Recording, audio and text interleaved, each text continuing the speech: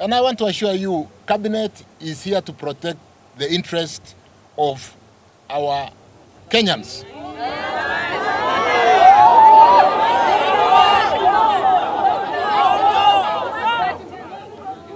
Unajua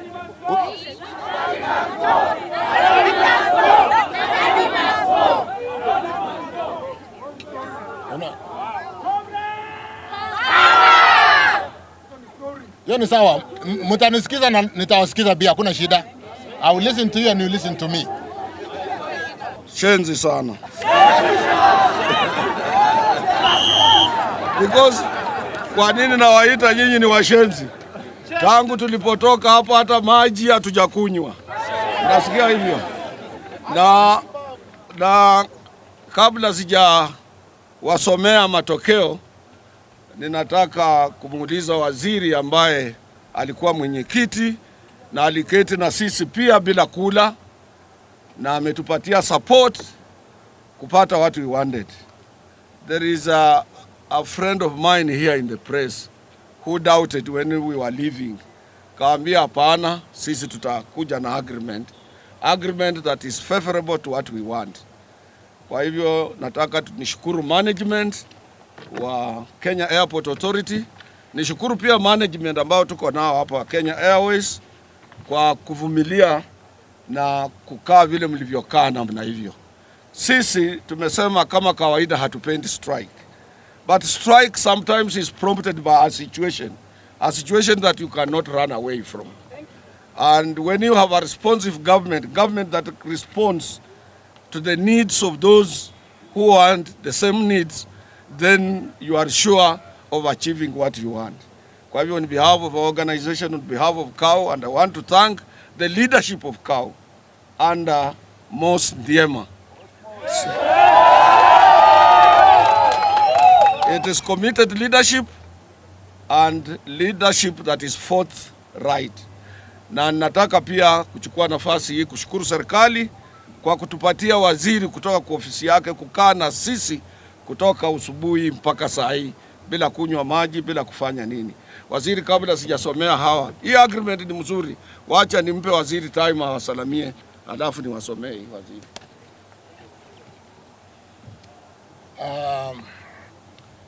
Our Secretary General, Kotu, Dr. Francis Atwoli. Zijakula lunch.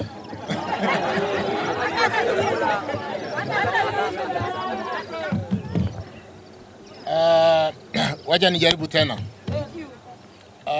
Secretary General Kotu, Dr. Francis Atwoli, the management of Kenya Airports Authority led by Henry Agoye. Of course, I've got my PS with me here. Bwana Alan Kilavuka and the entire team. Of course, your Secretary General, Mos Ndiema. Members of the media, good afternoon. Good afternoon. Mbona sisikii upande ama lunch? Shida. I think it's a good opportunity to be here with you today, this afternoon, having midwifed a way forward that we have just signed, and which the Secretary General Kotu is going to read for us to appreciate what we've done together.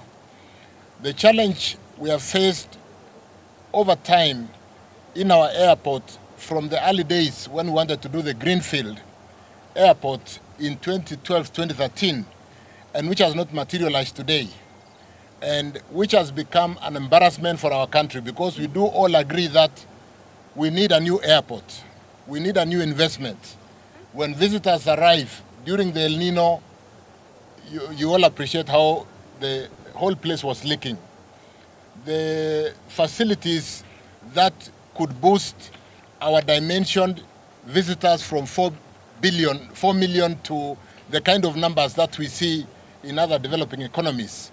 Kenya being the anchor state that we are, servicing through the port of Mombasa, the northern corridor servicing Uganda, DRC, Rwanda, Kigali, and the facilities need to be up to be able to stay competitive and remain the kind of anchor state we ought to be.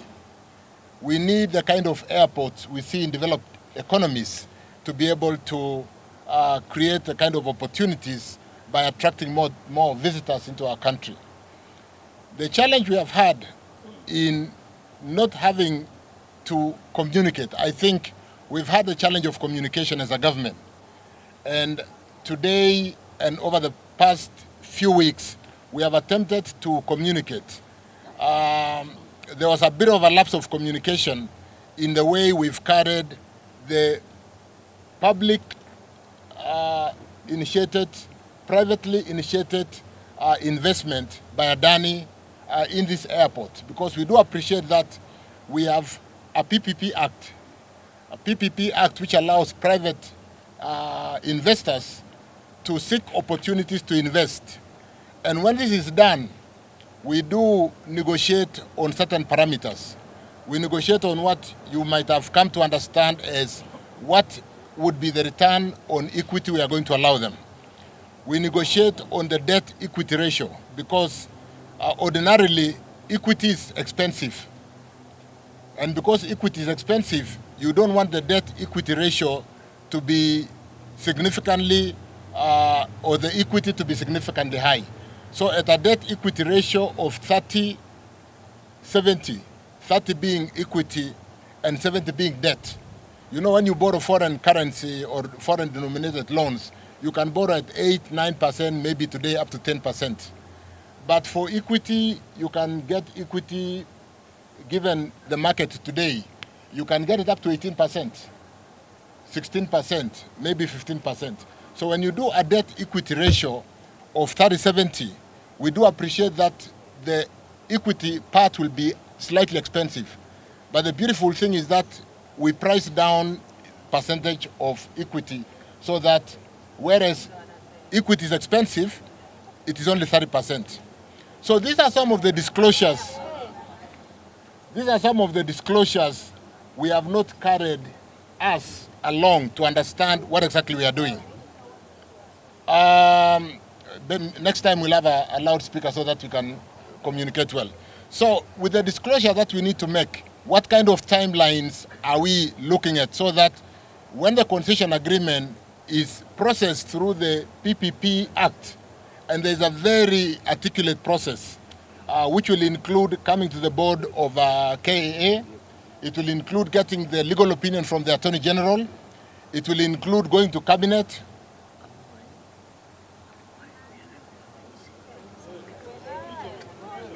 it will include taking the concession agreement to Cabinet. And I want to assure you, Cabinet is here to protect the interest of our Kenyans.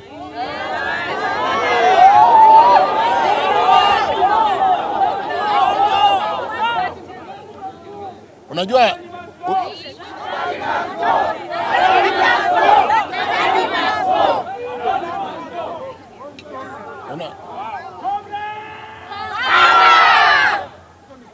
hiyo ni sawa, mtanisikiza na nitawasikiza pia, hakuna shida. I will listen to you and you listen to me. What we have agreed today, and why don't we be patient to each other? Kwa sababu si Secretary General amesema tumekubaliana na kuna maandishi tumekubaliana. So let me allow the SG to basically read through what we have agreed, how we are going to work together, and build consensus on way forward. And I don't see any points of divergence if we are talking to each other, if we are communicating. So we have agreed that we'll work with your,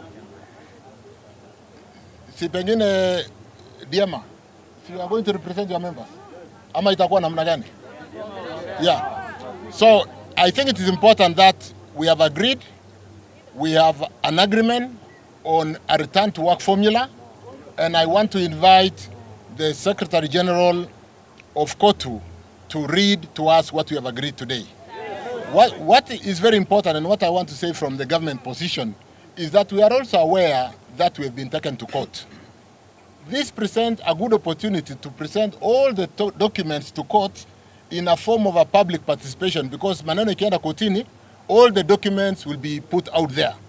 And this is part of the communication that will help us as government to continue communicating, continue public participation, and ensure everybody does get what the government is seeking to do to basically employ the PPP framework to open our infrastructure in roads. I also represent roads, to open our infrastructure in airports, to open our infrastructure in schools for our students, and so on and so forth. So I want to thank you, Brother Atwoli, for being with us this afternoon, for reaching that consensus agreement on a return to work formula. And let me now invite you, sijui kama DM atasema kidogo, but you can manage the program from there. Asanteni sana. Thank you so much.